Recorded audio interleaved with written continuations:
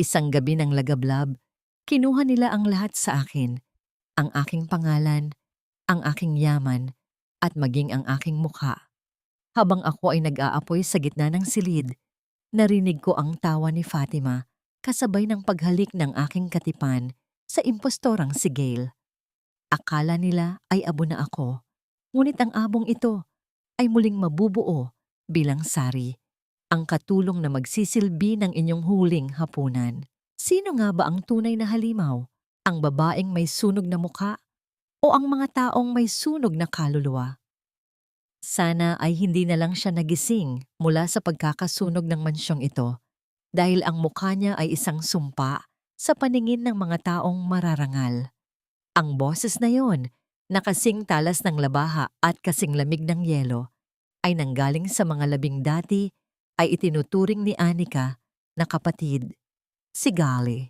Ngunit ngayon, sa loob ng marangyang silid tanggapang ito, si Gail ay hindi na ang batang babaeng nakikitira lamang sa kanila.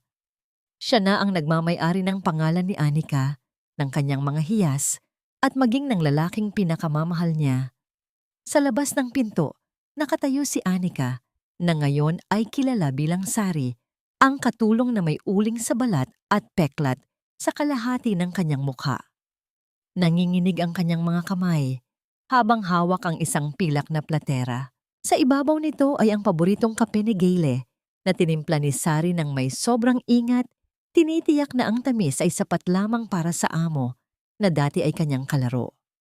Ang bawat butil ng asukal na inihalo niya ay tila naging lason sa kanyang sariling lalamunan nang marinig ang sumunod na halakhak ni Fatima, ang dating katiwala ng kanilang pamilya.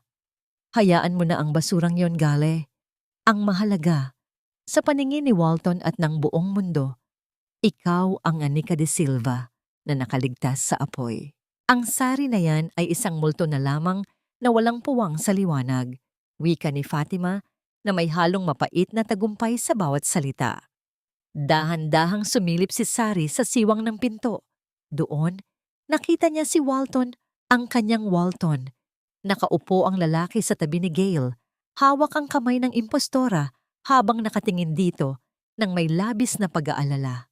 Ang singsing na may pulang batong ruby, ang mamanahing hiyas na dapat ay para sa tunay na tagapagmana ng mga De Silva, ay kumikinang sa daliri ni Gali. Ang sakit na naramdaman ni Sari ay hindi na nagmula sa mga peklat sa kanyang katawan, kundi sa isang mas malalim na sugat na hindi kailanman maghihilom ng anumang gamot. Ang kanyang puso ay tila isang babasaging kristal na hinampas ng martilyo. Ramdam niya ang panunuyo ng kanyang lalamunan at ang bigat sa kanyang dibdib na tila ba may malaking batong nakadagan doon.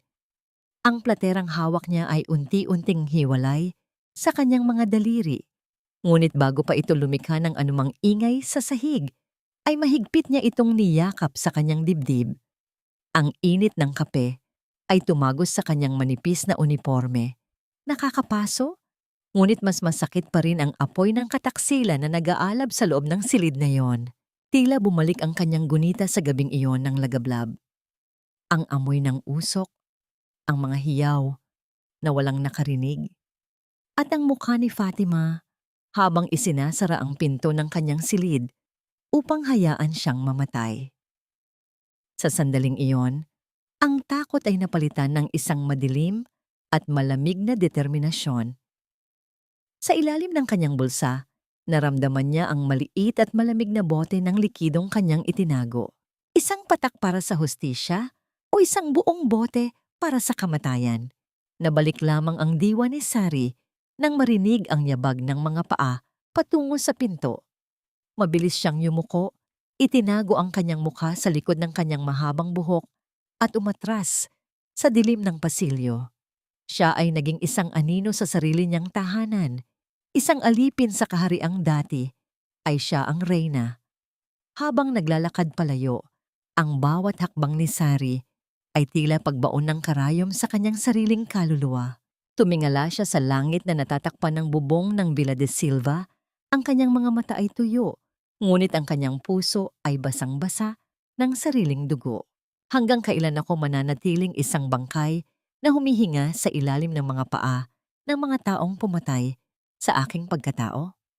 Hanggang kailan ko kayang panoorin ang aking buhay na unti-unting ninanakaw ng mga halimaw na nakasuot ng mukha ng mga anghel? Linisin mo yan hanggang sa makita ko ang refleksyon ng mukha ko at huwag mong hahayaan na madumihan ng malansang balat mo ang sapatos na yan. Ang utos na yun ni Gail ay parang isang hagupit ng latigo sa likod ni Sari.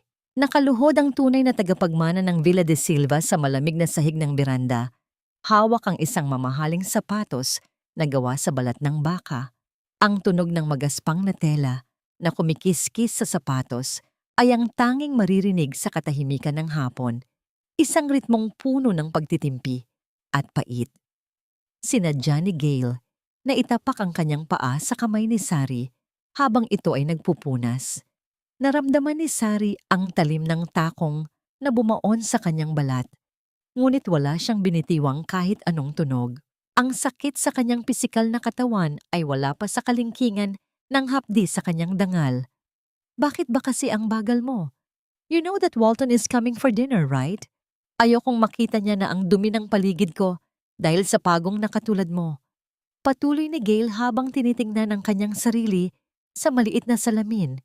Inaayos ang buhok na dati ay pag-aari rin ni Anika. Pumasok si Fatima sa eksena. Ang kanyang mga yabag sa tile ay mabigat at puno ng awtoridad na ninakaw lamang sa nakaraan. Tumingin siya kay Sari nang may halong pandidiri na tila ba ang presensya ng babaeng may peklat ay isang mantsa sa kanyang perpektong tahanan. Sari, pagkatapos mo riyan, pumunta ka sa kusina at ihanda ang paboritong sinigang ni Walton. Pero siguraduhin mong hindi ka makikita ng mga bisita.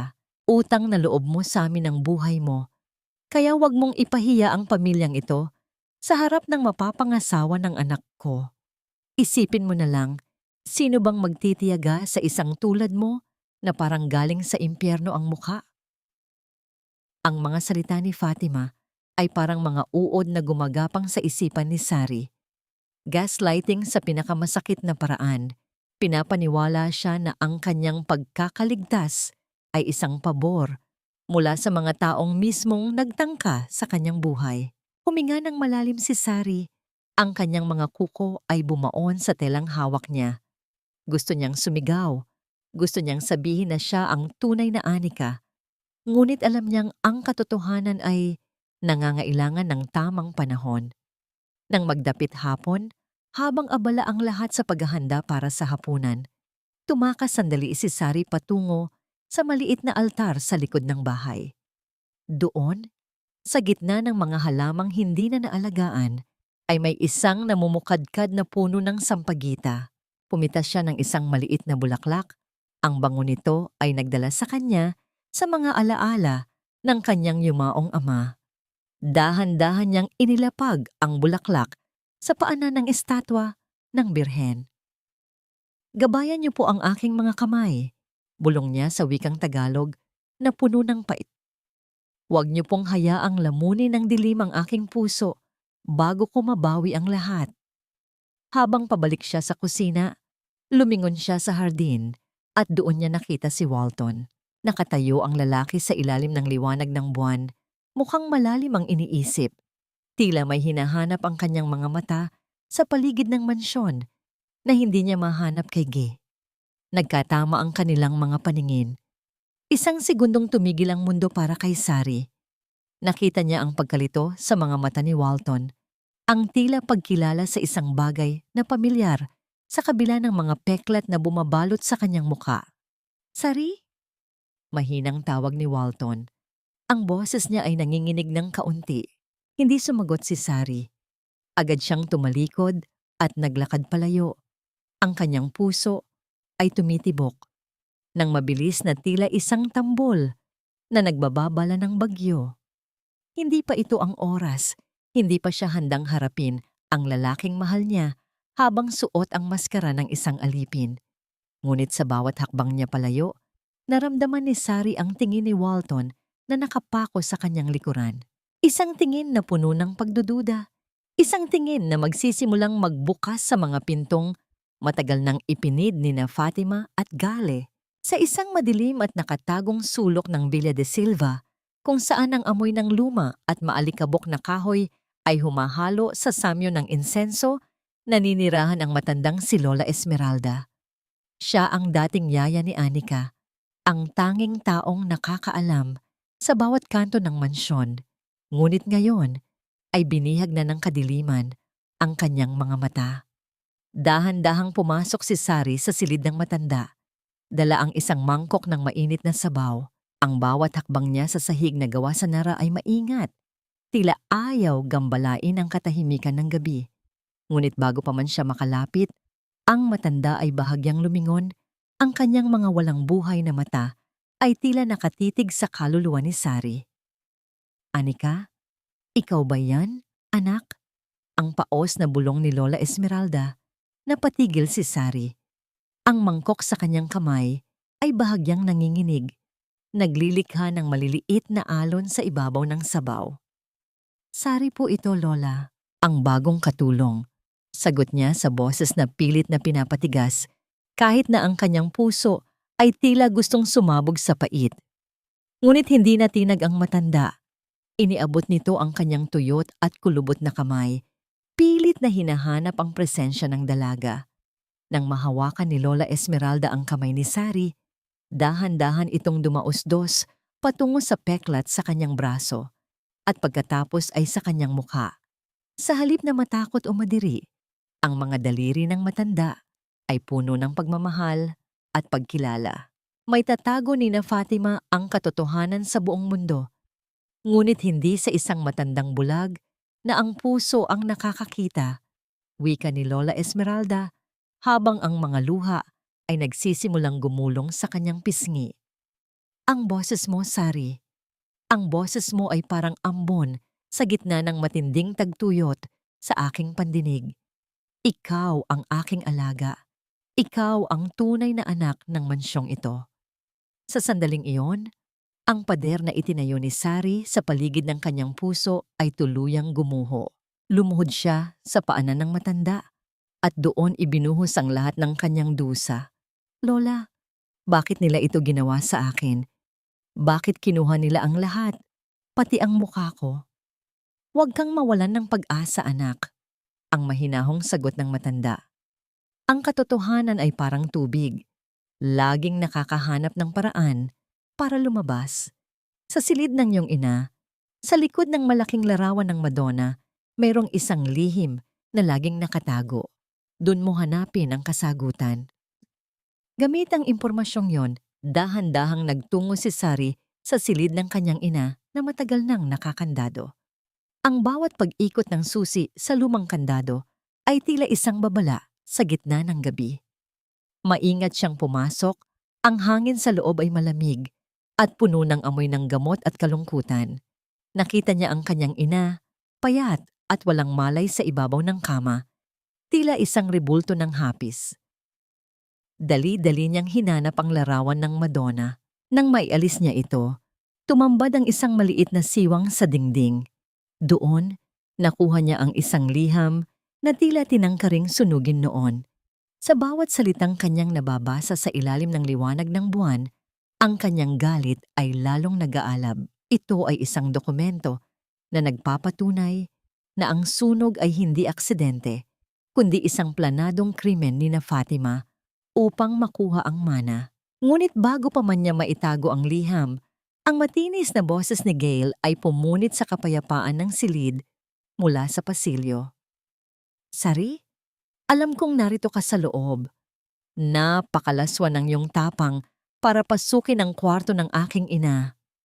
Ang tunog ng mga yabag ni Gale ay mabilis na papalapit, kasing bilis ng kabog sa dibdib ni Sari. Wala siyang mapagtataguan. Ang pinto ay unti-unting bumubukas, at ang liwanag mula sa labas ay nagsisimulang pumasok sa madilim na silid. Sa kanyang kamay, ang liham na magpapabagsak sa mga de Silva ay nanginginig, habang ang anino ni Gale ay lalong lumalaki sa sahig. Sa bawat patak ng tsaa na dahan-dahang napupuno sa tasa ni Fatima, nararamdaman ni Sari ang isang uri ng kapangyarihan na matagal nang ipinagkait sa kanya. Ang likidong kanyang inihahalo ay hindi lason na agad na kumikitil ng buhay, kundi isang mapait na paalala, isang gamot na unti-unting magpapahina sa kaisipan ni Fatima, sapat lamang upang ang kanyang budhi ay magsimulang maglaro sa kanya sa gitna ng gabi. Sari, bilisan mo riyan. Ang mga bisita ay naghihintay na sa labas. Sigaw ni Gail mula sa sala. Ang tinig nito ay puno ng pagmamay-ari. Isang reynang nag-uutos sa kanyang alipin. Inayos ni Sari ang kanyang uniforme, tinitiyak na ang liham na nakuha niya mula sa silid ng kanyang ina ay ligtas na nakatago sa ilalim ng kanyang suot. Sa harap ng mga bisita, siya ay nanatiling nakayuko. Ang kanyang buhok ay tila isang kurtinang tumatakip sa kanyang mga peklat. Ngunit sa likod ng bawat pagyuko ay ang matalas na pandinig na sumasagap sa bawat papuring ibinibigay ng mga kaibigan ng pamilya kay Gail. Napakaganda mo talaga, Anika. Ang swerte ni Walton sa'yo. Wika ng isang matandang donya habang humihigop ng tsa. Ngumiti si Gail ng napakatamis. Ang kanyang mga mata ay kumikinang sa tagumpay. Salamat po, tita. Ginagawa ko lang ang lahat para maging karapat-dapat sa pangalang De Silva. Naramdaman ni Sari ang pagbaliktad ng kanyang sikmura. Ang bawat salita ni Gail ay parang isang sampal sa kanyang muka. Upang lalong hiyain ang dalaga, sadyang binitawan ni Gail ang kanyang mamahaling panyo sa paanan ni Sari, na noon ay may hawak na mabigat na tray ng mga kakanin. Ay, Sari, ang panyo ko. Pakipulot naman. Baka madumihan ng iyong mga paang laging nasa lupa. Utos ni Gail habang nakatingin ng diretso sa mga bisita. Tila ipinapakita ang kanyang kapangyarihan. Dahan-dahang lumuhod si Sari sa gitna ng karamihan. Ang bawat mata ay nakatingin sa kanyang likod. Ang bawat bulungan ay tungkol sa kanyang kapangitan at sa kabutihang loob ni na Fatima sa pagpapatuloy sa kanya sa mansyon. Sa sandaling iyon, ang kanyang mga daliri ay humawak sa panyo ni Gail at naramdaman niya ang init ng hiyaan na unti-unting nagiging apoy ng determinasyon. Mula sa malayo, nakita niya si Walton. Nakatayo ito sa may pintuan. Ang kanyang mga mata ay hindi nakatingin kay Gale, kundi nakatitig sa bawat galaw ni Sari. Mayroong lungkot sa kanyang mukha. Isang uri ng pangungulila na hindi kayang punan ng kagandahan ni Gale. Nang matapos ang pagtitipon, inutusan ni Fatima si Sari na dalhin ang mga gamit ni Walton sa kanyang sasakyan sa dilim ng garahe, kung saan ang tanging liwanag ay ang malamig na sikat ng buwan. Nagtagpo muli ang kanilang mga landas. Salamat, Sari. Mahinang wika ni Walton habang kinukuha ang kanyang bag. Sana ay hindi ka masyadong napagod sa gabi na ito. Tungkulin ko po iyon, Sir Walton. Sagot ni Sari. Pilit na pinapanatili ang kanyang boses sa isang mababang tono. Tumigil si Walton. Ang kanyang mga kamay ay nanatiling nakahawak sa bag, ngunit ang kanyang diwa ay tila lumilipad pabalik sa isang panahon na tanging silang dalawa lamang ang nakakaalam. Tumingin siya ng malalim sa mga mata ni Sari. Ang tanging bahagi ng mukha nito na hindi nasira ng apoy, ang mga matang puno ng talino, pangarap, at isang uri ng pag-ibig na matagal na niyang hinahanap. Sa sobrang gulo ng kanyang isipan at sa bugso ng damdamin na hindi niya maipaliwanag, ang bibig ni Walton ay bumukas upang magsalita. Ngunit ang pangalang lumabas doon ay hindi ang pangalan ng katulong na nasa kanyang harap. Anika, maaari mo bang? Biglang napatigil si Walton. Ang katahimikan sa paligid ay naging mabigat at puno ng tensyon. Ang bawat tibok ng puso ni Sari ay tila naririnig sa gitna ng gabi. Ang pangalang Anika ay umalingaw-ngaw sa hangin. Isang bulong ng nakaraan na tila gustong bumasag sa lahat ng kasinungalingan ni na Fatima at Gale. Nanginginig ang mga labi ni Sari habang nakatingin kay Walton. Ang kanyang lihim ay tila nasa dulo na ng kanyang dila Habang ang anino ni Fatima ay dahan-dahang lumilitaw sa itaas ng balkonahe, nanonood sa bawat kilos nila. Sino ang naglagay nito rito? Sino ang nangahas na pumasok sa silid ko? Ang boses ni Gail ay pumalingaw-ngaw sa buong pasilyo ng Villa de Silva. Puno ng takot at hindi maipaliwanag na galit. Sa kanyang mga kamay ay hawak niya ang isang lumang manika. Isang manikang sunog ang kalahating mukha. Ang mismong laruan na dapat ay naging abo na kasama ni Anika sa gabing iyon ng trahedya. Sa isang madilim na sulok, nakatayo si Sari, yakap ang kanyang walis at basahan. Ang kanyang mukha ay nananatiling walang emosyon, ngunit sa loob ng kanyang dibdib ay may isang maliit na kislap ng tagumpay. Siya ang naglagay niyon. Pinanood niya kung paano nanginig ang mga kamay ni Gail, kung paano namutla ang impostora na tila nakakita ng tunay na multo. Ang bawat lamat sa katatagan ni Gail ay isang hakbang patungo sa pagbawi ni Sari sa kanyang sarili. Sari, halika rito! Sigaw ni Gail nang makita ang dalaga sa dilim. Patakbong lumapit si Gail at marahas na hinawakan ang balikat ni Sari. Ikaw ang gumawa nito, di ba? Ikaw ang kumuha nito sa bodega. Hindi ko po alam ang sinasabi ninyo, Ma'am Anika.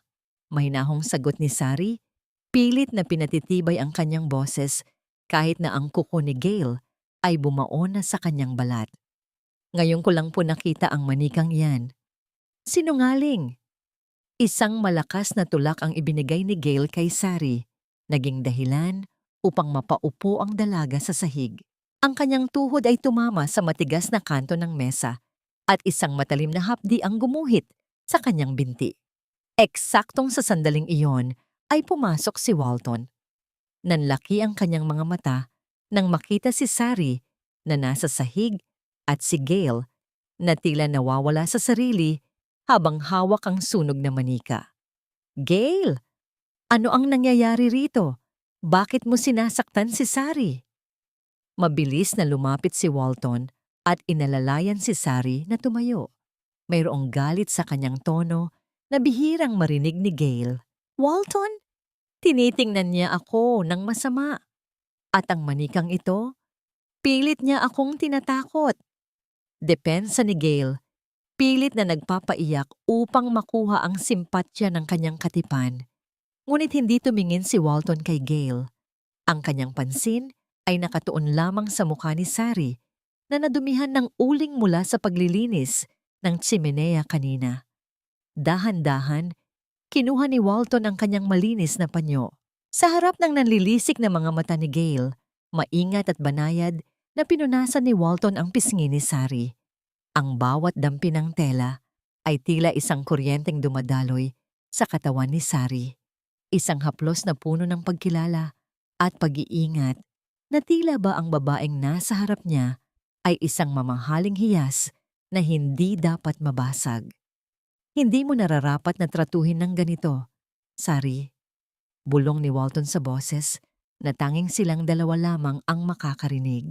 Ang kanyang mga daliri ay bahagyang dumapo sa balat ni Sari, isang sandali ng kapayapaan sa gitna ng nagngangalit na bagyo.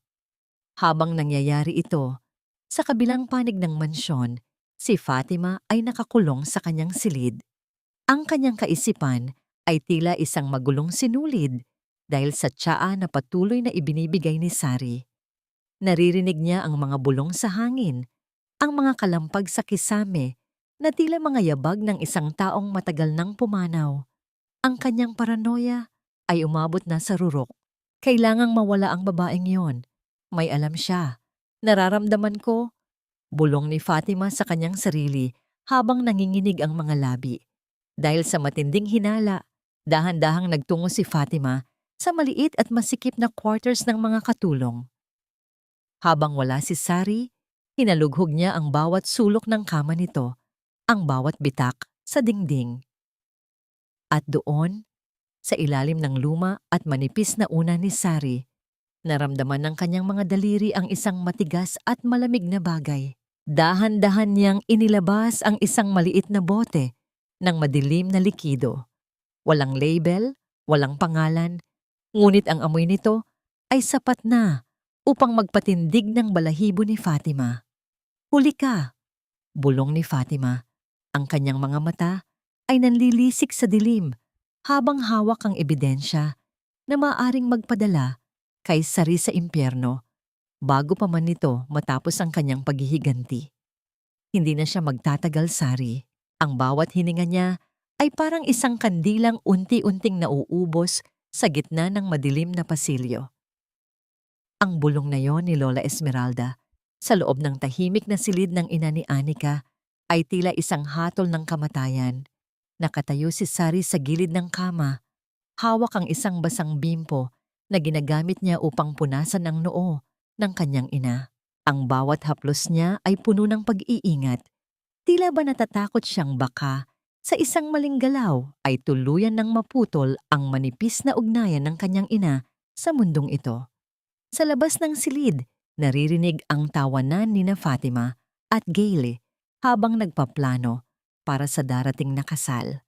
Ang kaibahan ng katahimikan sa loob ng kwartong ito at ng masayang ingay sa labas ay isang malupit na biro ng tadhana.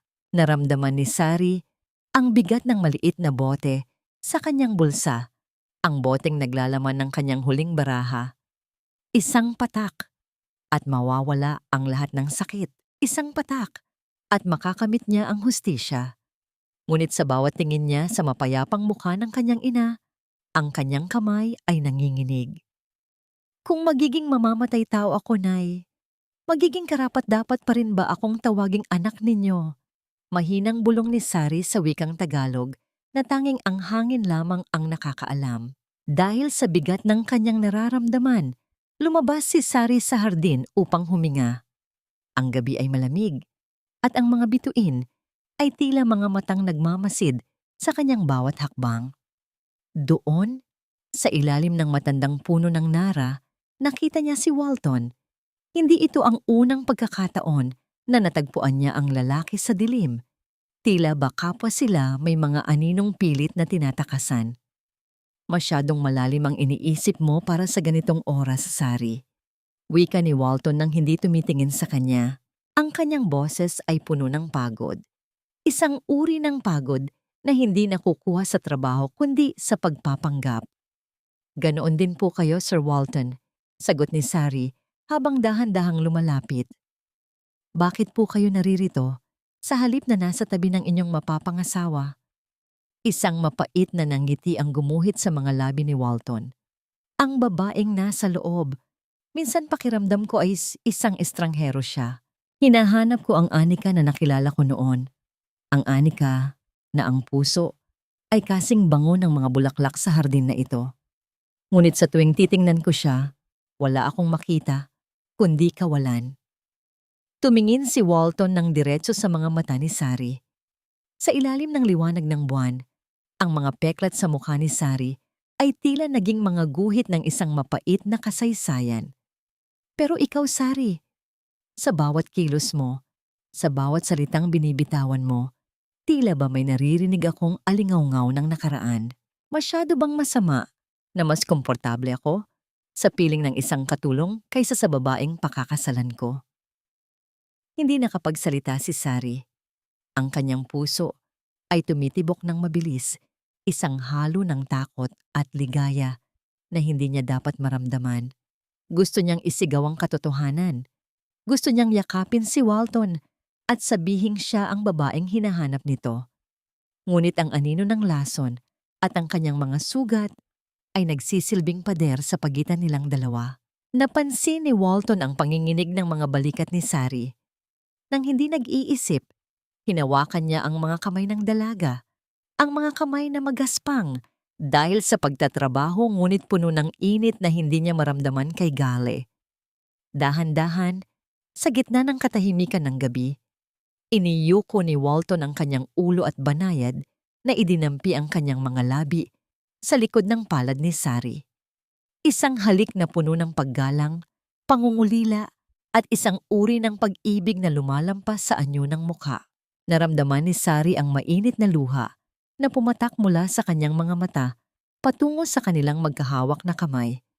Ang kanyang buong katawan ay nanginginig. sa tindi ng emosyon. Sa sandaling iyon, ang kanyang determinasyong pumatay ay tila natutunaw, pinalitan, ng isang matinding katanungan na tila walang kasagutan. Paano ko itutuloy ang aking madilim na plano kung ang lalaking ito ang nagsisilbing tanging liwanag sa aking buhay? At paano ko siya haharapin bukas kung ang mga kamay na hinalikan niya ay ang parehong mga kamay na maghahalos ng kamatayan sa kanyang magiging pamilya?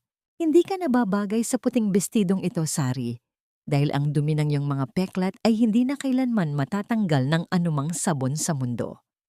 Ang boses ni Gail ay puno ng panunuya habang nakatayo siya sa harap ng malaking salamin.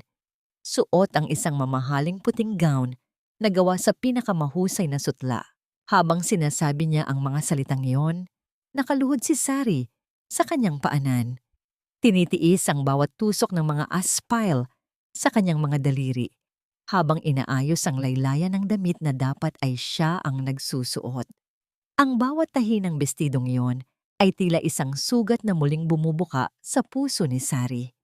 Sa labas ng silid, maririnig ang masayang tugtog ng piano at ang kalansing ng mga mamahaling baso. Mga tunog ng paghahanda para sa engranding piging ng anunsyo ng kasal ni Gail at Walton. Ang bango ng mga sariwang bulaklak ng lila at rosas ay humahalo sa amoy ng mamahaling pabango, isang kapaligirang puno ng karangyaan na itinayo sa ibabaw ng mga kasinungalingan at nakaw na pagkatao. Bilisan mo riyan, Sari. Huwag kang tanga-tanga. Asik ni Fatima habang pumapasok sa silid, bit-bit ang isang pilak na tray ng mga alahas. Pagkatapos mo riyan, ikaw ang magdadala ng mga singsing sa harap ng mga bisita. Gusto kong makita ng lahat kung gaano kami kabait sa isang tulad mong basahan na hinahayaan ka naming maging bahagi ng pinakamasayang araw ng aming buhay. Naramdaman ni Sari ang paglamig ng kanyang mga dulo ng daliri.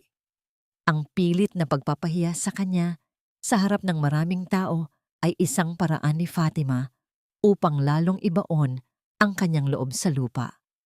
Ngunit sa likod ng kanyang pagyuko, ang kanyang mga mata ay nananatiling matalas, nagmamasid sa bawat galaw ng mga kinaluluguran niyang kaaway. Nang magsimula ang piging, sa pilitang pinatayo si Sari sa isang sulok ng engrandeng bulwagan. Hawak ang isang maliit na pilus na unan kung saan nakapatong ang mga singsing. Nakita niya si Walton, ang kanyang Walton, na nakatayo sa gitna ng liwanag, ngunit ang kanyang mga mata ay tila malayo. Tila isang taong naglalakad sa isang panaginip na hindi niya gusto. Sa bawat pagbati ng mga panauhin, ang puso ni Sari ay tila pinipit-pit ng isang dambuhalang kamay.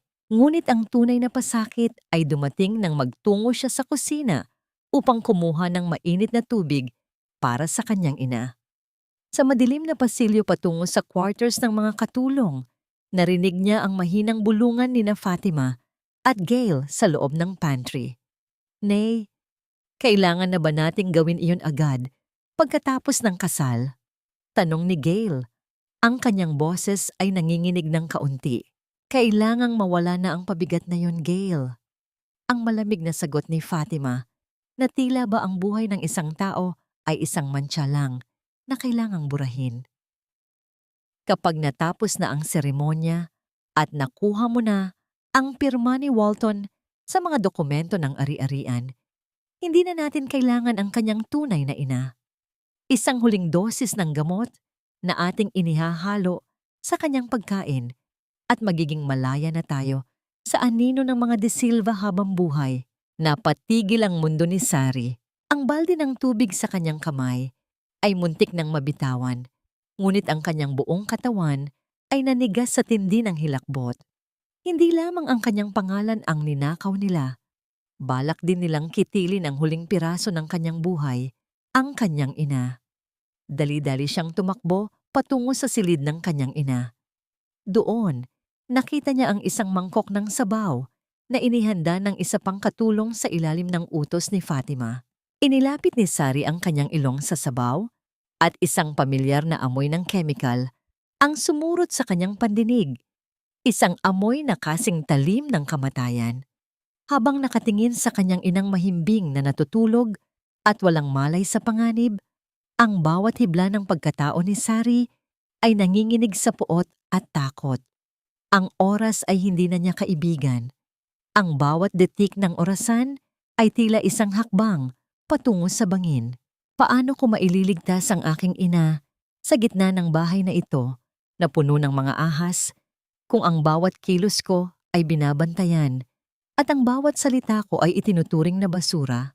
May sapat pa bang lakas ang isang aliping katulad ko para pigilan ang kamatayan bago ang dambana ay mabahira ng dugo? Nay, huwag kayong iinom nito. Parang awa nyo na. Huwag kayong bibitiw. Ang mga luha ni Sari ay pumatak sa ibabaw ng mangkok ng sabaw na may lason, habang ang kanyang buong katawan ay nanginginig sa takot at galit. Nakaluhod siya sa tabi ng kama ng kanyang ina. Yakap-yakap ang malamig na kamay nito na tila ba iyon ang tanging angkla niya sa mundong ito na unti-unti nang lumulubog sa dilim. Hindi niya napansin na may isang aninong nakatayo sa may pinto. Isang anino na matagal nang nagmamasid. Isang aninong puno ng pagdududa at sakit. Sari, bakit ka umiiyak ng ganyan? At ano ang ginagawa mo sa silid na ito sa ganitong oras? Ang boses ni Walton ay bumasag sa katahimikan ng silid. Dahan-dahang lumingon si Sari. Ang kanyang mukha ay basang-basa ng luha. Ang mga peklat niya ay tila mas lalong naging matingkad sa ilalim ng malamig na liwanag ng buwan. Hindi na niya kayang magpanggap. Ang bigat sa kanyang dibdib ay sumabog na parang isang dam na hindi na kayang pigilin ng tubig. Sir Walton, iligtas niyo po ang aking ina. Pinapatay nila siya. Unti-unti nila siyang pinapatay. Ang paos na pagsamo ni Sari habang itinuturo ang mangkok ng sabaw. Lumapit si Walton. Ang kanyang mga mata ay puno ng kalituhan. Anong sinasabi mo? Sino ang papatay sa kanya? Si Gail ang nag-aalaga sa kanya, Sari. Siya ang tunay na anika. Isang mapait na tawa ang kumawala sa mga labi ni Sari. Isang tawang puno ng dusa at pait. Siya, ang babaeng nasa labas, ay isang impostora. Isang magnanakaw ng buhay. Sir Walton, tingnan niyo po ako. Tingnan niyo po ang aking mga mata. Hindi ba ninyo ako nakikilala? Umiling si Walton. Pilit na iniiwas ang tingin. Hindi. Imposible ang sinasabi mo. Si Anika ay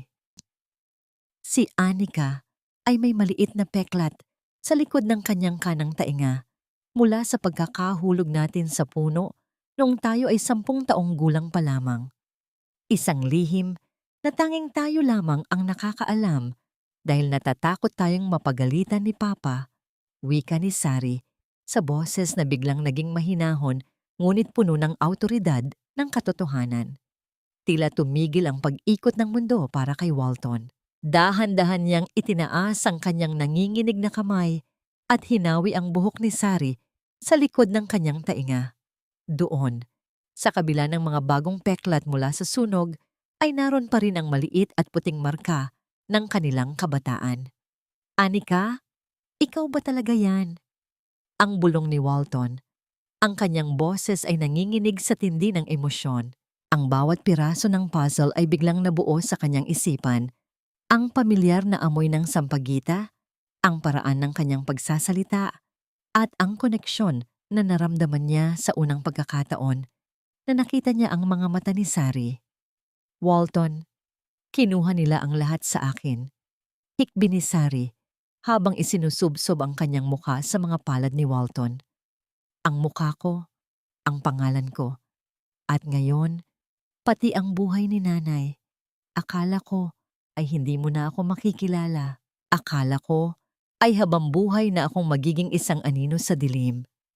Sa halip na matakot o madiri sa mga peklat sa mukha ni Sari, marahang hinila ni Walton ang dalaga patungo sa kanyang dibdib. Isang mahigpit at matagal na yakap ang ibinigay niya kay Sari. Isang yakap na tila nagsasabing, nandito na ako, hindi na kita bibitawan. Ang bawat hikbi ni Sari ay tinumbasan ni Walton ng mga halik sa kanyang noo. Binabaliwala ang anumang dumi o uling na nasa balat nito. Patawarin mo ako, Anika. Patawarin mo ako dahil naging bulag ako sa tindi ng aking pagdadalamhati. Bulong ni Walton habang ang kanyang sariling mga luha ay pumapatak sa buhok ni Sari. Sumusumpa ako, pagbabayarin ko sila. Hindi ko hahayaang masaktan pa kayo ng iyong ina. Sa gitna ng pagdadalamhati at pagbawi ng tiwala, ang dalawa ay nagbitiw ng isang pangako sa harap ng walang malay na ina ni Anika. Isang plano ang nabuo sa loob ng silid na yon. Isang planong hindi gagamit ng lason, kundi ng mismong katotohanan upang ibagsak ang mga impostora sa harap ng lahat. Ngunit habang nagbubukas ang liwanag ng pag-asa para sa kanila, hindi nila alam na si Fatima ay nakatayo sa kabilang panig ng pinto.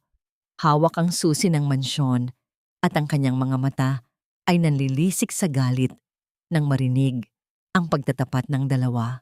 Ang bawat subo ng pagkaing ito ay parang isang hakbang patungo sa dulo ng inyong mga kasinungalingan at hindi nyo namamalayan na ang sarili ninyong bitag ang unti-unting sumasakal sa inyo. Ang gabi ng huling hapunan sa Villa de Silva ay binalot ng isang kakaibang katahimikan. Isang uri ng katahimikan na tila nagbababala ng isang malakas na bagyo. Sa loob ng marangyang silid-kainan, ang mahabang hapag ay napapalamutian ng mga mamahaling kubyertos at mga kandilang naglalabas ng maliliit at sumasayaw na liwanag. Ang bango ng masarap na adobo at sinigang ay pumuno sa hangin.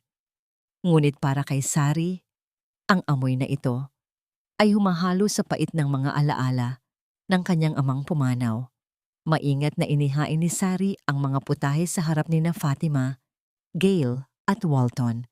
Ang bawat paggalaw niya ay dahan-dahan, tila isang seremonya ng paghihiganti. Sa ilalim ng kanyang paningin, nakita niya ang mapanuring mga mata ni Fatima na nakapako sa kanyang bawat kilos. Alam ni Sari na narinig ng matanda ang pagtatapat nila ni Walton kagabi, ngunit kailangan niyang manatiling matatag. Napakasarap ng inihanda mo ngayong gabi, Sari. Wika ni Fatima habang dahan-dahang hinihiwa ang karne. Ang kanyang boses ay malumanay, ngunit mayroong talim sa likod ng bawat salita. Parang espesyal ang okasyong ito, hindi ba? Parang isang pagdiriwang bago ang isang malaking pagbabago. Salamat po, Ma'am Fatima, sagot ni Sari habang nakayuko. Gusto ko lang pong maging maayos ang lahat para sa inyong huling gabi bago ang kasal. Tumawa ng mahina si Gail. Ang kanyang mga brilyanteng alahas ay kumikinang sa ilalim ng liwanag. Kahit kailan ay napakamadrama mo, Sari. Don't worry, kapag naging asawa ko na si Walton, baka bigyan kita ng malaking bonus bago kita tuluyang paalisin sa mansyong ito. Tumingin si Walton kay Gail, pagkatapos ay kay Sari. Ang kanyang mukha ay parang isang padere na walang emosyon, ngunit sa ilalim ng hapag, ang kanyang mga kamay ay mahigpit na nakakuyom. Pinanood niya kung paano ilagay ni Sari ang tsaa sa harap ni Fatima. Ang tsaa na naglalaman ng likidong magpapahina sa katawan nito, ngunit magpapatalas sa kanyang takot. Habang kumakain, nagsimulang magsalita si Fatima tungkol sa kanyang mga plano. Alam niyo, sa buhay, kailangang maging matalino. Ang mga mahihina ay laging kinakain ng malalakas. Ang Villa de Silva ay nararapat sa mga taong marunong lumaban, hindi sa mga taong hanggang pangarap lang. Ang kanyang mga salita ay puno ng pagmamalaki, isang pag-amin sa kanyang mga krimen na nakabalot sa pilosopiya ng kasakiman. Ngunit sa kalagitnaan ng kanyang pagsasalita, biglang nabitawan ni Fatima ang kanyang tinidor. Ang tunog ng metal na tumama sa porselanang plato ay tila isang hudyat ng pagsisimula ng katapusan. Ang kanyang mga kamay ay nagsimulang manginig at ang kanyang paningin ay bahagyang lumabo. Anong nangyayari? Utal ni Fatima habang pilit na tumatayo. Bakit parang umiikot ang paligid? Nay? Okay ka lang? Tanong ni Gail na nagsisimula na ring kabahan. Dahan-dahang tumuwid ng tayo si Sari. Inalis niya ang kanyang apron at sa unang pagkakataon, tiningnan niya ng diretso sa mga mata si Fatima. Wala nang takot, wala nang pagyuko.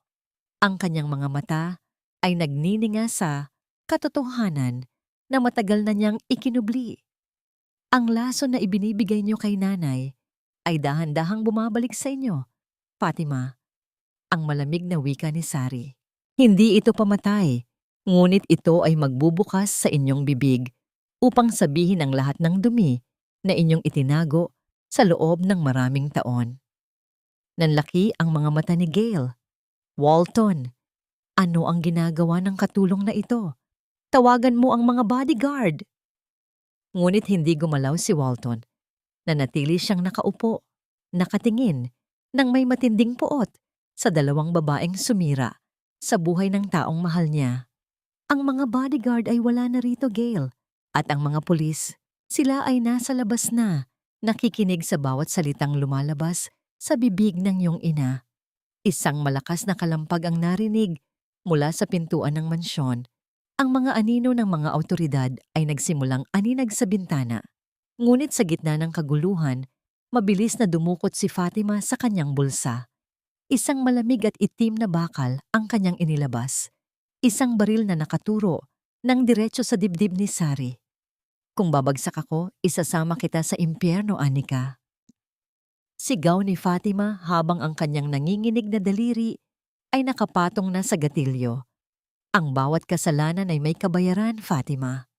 At ang gabi na ito, ang huling kabanata ng iyong paghahari-harian sa Villa de Silva. Ang tinig ni Anika ay hindi na nanginginig. Nakatayo siya ng matuwid sa harap ng dulo ng baril. Ang kanyang mga mata ay diretsong nakatitig sa nanginginig na mga kamay ni Fatima. Ang liwanag ng mga kandila sa hapagkainan ay sumasayaw sa kanyang mga peklat na tila ba ang mga sugat na yon ay naging mga medalya ng kanyang katatagan. Tumahimik ka. Ikaw dapat ang namatay sa apoy na yon. Ikaw ang sumira sa lahat. Ang hiyaw ni Fatima, ang kanyang boses ay puno ng desperasyon at ng epekto ng gamot na nagpapagulo sa kanyang isipan. Ang kanyang pawis ay tumatulo sa kanyang noo at ang kanyang paningin ay tila nakakakita ng mga anino ng nakaraan na unti-unting lumalapit sa kanya. Sa kabilang panig ng mesa, si Gail ay unti-unti nang umaatras. Ang kanyang mukha na dati ay puno ng pagmamayabang ay napalitan ng matinding takot. Nang makita niya ang mga anino ng mga pulis sa labas ng bintana, ang kanyang katapatan sa sariling ina ay biglang naglaho. Nay, itigil mo na yan. Sabi ko naman sa'yo, hindi tayo mananalo sa ganitong paraan. Sigaw ni Gail habang pilit na kumakawala sa sitwasyon. Walton, wala akong kinalaman dito. Si Mama ang nagplano ng lahat. Siya ang nag-utos na sunugin ang kwarto ni Anika. Napilitan lang ako dahil sa takot ko sa kanya. Ang pagtataksil ni Gail ay tila isang malakas na sampal kay Fatima. Lumingon ang matanda sa kanyang anak. Ang kanyang mga mata ay puno ng pait. Walang utang na loob. Lahat ng ito ay ginawa ko para sa iyong kinabukasan. Pinatay ko ang aking konsensya para maging reyna ka ng mansyong ito. Dahil sa matinding gulo ng isipan at sa pag-amin na kusa niyang binitiwan, ang depensa ni Fatima ay tuluyang gumuho. Mabilis na kumilos si Walton. Sa isang iglap, hinila niya si Anika palayo sa linya ng baril habang ang mga awtoridad ay marahas na pumasok sa loob ng bulwagan. Ang tunog ng pagkakagiba ng pinto ay umaling-awngaw sa buong mansyon. Kasunod ang mga sigaw ng mga pulis na nag-uutos na ibaba ang armas. Ngunit sa gitna ng kaguluhan, isang himala ang nangyari sa itaas na palapag. Si Lola Esmeralda, na kanina pa nakabantay sa silid ng ina ni Anika, ay narinig ang isang mahinang ungol. Ang ina ni Anika, na sa loob ng maraming taon ay tila isang ribultong walang buhay, ay dahan-dahang nagmulat ng kanyang mga mata. Ang epekto ng lason na itinigil ni Anika ay unti-unti nang nawawala. At ang pagmamahal ng isang anak ang nagsilbing mitya ng kanyang muling pagkabuhay. Anika? Ang mahinang tawag ng ina, isang boses na kasing hinhin ng hangin, ngunit kasing lakas ng isang bagyo sa pandinig ni Anika mula sa ibaba. Narinig yon ni Anika. Ang kanyang puso ay tila gustong lumipad patungo sa kanyang ina. Ngunit sa sandaling iyon, ang desperasyon ni Fatima ay umabot na sa rurok. Alam niyang wala na siyang matatatakasan. Ang kanyang dangal ay durog na at ang kanyang kalayaan ay tapos na. Kung hindi ako magiging masaya, walang magiging masaya sa bahay na ito. Ang huling hiyaw ni Fatima, isang matalim at nakakabinging tunog ng pagputok ang pumunit sa katahimikan ng gabi. Ang usok mula sa baril ay dahan-dahang kumalat sa hangin, habang ang bawat tao sa silid ay tila naging mga estatwa sa tindi ng hilakbot. Isang katawan ang dahan-dahang bumagsak sa sahig. Ang tunog ng pagtama nito sa malamig na tile ay tila isang tuldok sa isang mahabang kwento ng pagdurusa. Nanlaki ang mga mata ni Anika. Ang kanyang kamay ay nakatakip sa kanyang bibig, habang ang dugo ay nagsisimulang gumuhit ng isang pulang landas sa puting carpet ng Villa de Silva. Sino ang tinamaan? Sino ang nagbuwis ng buhay sa huling sandali ng pagtutuos? Hindi na Sari ang tawag nila sa akin, kundi Anika, ang anak na muling nabuhay mula sa mga abo ng kataksilan. Ang usok mula sa baril ay dahan-dahang napawi sa gitna ng marangyang bulwagan ng Villa de Silva. Sa sahig, nakahandusay si Fatima, hindi dahil sa tama ng bala, kundi dahil sa matinding pagkabigla at sa panghihina ng kanyang katawan nang dambahin siya ng mga pulis bago pa man niya muling maikabit ang gatilyo. Ang bala ay tumama sa malaking larawan ni Fatima na nakasabit sa gitna ng sala. Winasak ang kanyang mukha sa canvas, isang simbolo ng kanyang tuluyang pagbagsak. Bitawan niyo ako. Akin ang bahay na ito. Ako ang reyna rito. Ang huling hiyaw ni Fatima habang kinakaladkad siya palabas ng mga awtoridad. Ang kanyang marangyang alahas ay nagkalat sa sahig, mga pirasong walang halaga sa harap ng hustisya. Si Gailey naman ay nakitang nakaluhod sa isang sulok, umiiyak at nagmamakaawa. Walton, patawarin mo ako. Ginawa ko lang ang lahat dahil kay Mama. Ngunit ni isang sulyap ay hindi siya binigyan ni Walton. Para sa lalaki, ang babaeng nasa harap niya ay isang estranghero na kailanman ay hindi nagkaroon ng puwang sa kanyang puso. Hindi na nag-aksaya ng panahon si Anika. Sa tulong ni Walton, mabilis silang tumakbo patungo sa itaas na palapag. Ang bawat hakbang sa hagdan ay tila pagpawi sa bawat taon ng kanyang pagdurusa bilang isang alipin. Nang buksan niya ang pinto ng silid ng kanyang ina, bumungad sa kanya ang isang tananawing kailanman ay hindi niya malilimutan. Ang kanyang ina ay nakaupo sa kama, suportado ng mga unan ni Lola Esmeralda. Ang mga mata nito, na dati ay tila walang buhay, ay puno na ngayon ng luha at pagkilala. Nay, ang tanging nasabi ni Anika bago siya tuluyang humikbi sa kandungan ng kanyang ina. Nandito na po ako. Si Anika po ito. Dahan-dahang itinaas ng ina ang kanyang nanginginig na kamay at hinaplos ang mukha ni Anika. Hindi siya natakot sa mga peklat. Hindi siya nandidiri sa anyo ng kanyang anak. Para sa isang ina, ang boses at ang tibok ng puso ni Anika ang tanging kailangan niya upang malaman na ang kanyang mahal na anak ay nagbalik na. Anak, ang aking magandang Anika, ang paos na bulong ng ina. Alam ko, naramdaman ko ang bawat haplos mo. Salamat sa hindi pagbitiw. Lumipas ang ilang buwan at ang Villa de Silva ay dahan-dahang muling nabuhay. Ang madilim na aura ng mansyon ay napalitan ng liwanag at bango ng mga sariwang bulaklak. Sa ilalim ng pangangalaga ni Walton at ng pinakamahuhusay na doktor, si Anika ay sumailalim sa mga serye ng operasyon upang maibalik ang kanyang mukha. Ngunit para kay Anika, ang pinakamahalagang operasyon ay ang paghilom ng kanyang kaluluwa. Ang bawat gabi ay hindi na puno ng plano para sa lason, kundi ng mga pangarap para sa bukas. Madalas silang maglakad ni Walton sa hardin, doon sa ilalim ng puno ng nara, kung saan sila unang nagsumpaan ng katotohanan. Hindi ko kailangan ng bagong mukha para mahalin ka, Anika. Wika ni Walton isang hapon habang pinagmamasdan nila ang paglubog ng araw. Dahil sa mga mata mo pa lang, nakita ko na ang buong mundo ko. Ngumiti si Anika, isang ngiting puno ng kapayapaan. Ang kanyang mga peklat ay unti-unti nang naglalaho, ngunit ang mga aral na iniwan ng kanyang paghihirap ay mananatiling nakaukit sa kanyang puso. Natutunan niya na ang tunay na kagandahan ay hindi nakikita sa salamin, kundi sa lakas ng loob na magpatawad at muling magmahal pagkatapos ng isang matinding unos.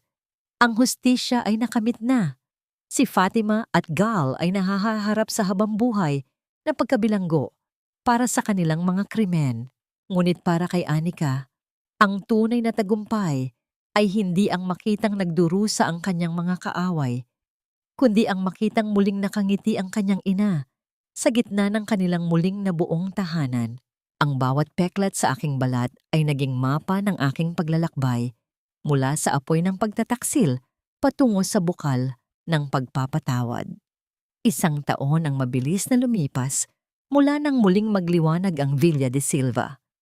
Sa hapong iyon, ang sikat ng araw ay dahan-dahang humahalik sa mga talulot ng sampagita sa hardin, na tila ba bawat bulaklak ay nakikigalak sa kapayapaang namamayani sa mansyon. Nakaupo si Anika sa tapat ng salamin, dahan-dahang sinusuklay ang kanyang mahabang buhok. Ang kanyang mukha ay halos wala ng bakas ng malulupit na sugat. Salamat sa mahusay na siyensya, ngunit ang kanyang mga mata ay nananatiling may lalim na tanging ang mga nakaranas ng matinding hirap ang nagtataglay. Handa ka na ba, Anika?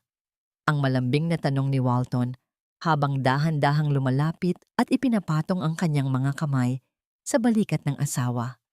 Naghihintay na ang iyong ina sa veranda. Ngumiti si Anika sa kanyang refleksyon. Sandali na lang, Walton. Gusto ko lang munang damhin ang katahimikang ito. Noong ako ay si Sari pa, akala ko ay hinding-hindi ko na muling makikita ang babaeng ito sa salamin. Bago sila lumabas, isang huling pagbisita ang ginawa ni Anika sa isang lugar na matagal na niyang iniwasan, ang Correctional Institution for Women.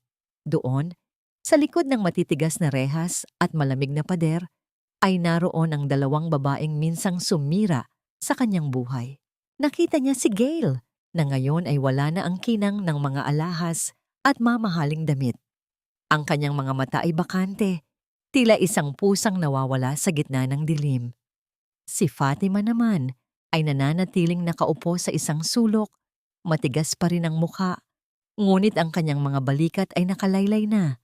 Tila ba ang bigat ng kanyang sariling kasamaan ang unti-unting dumudurog sa kanya.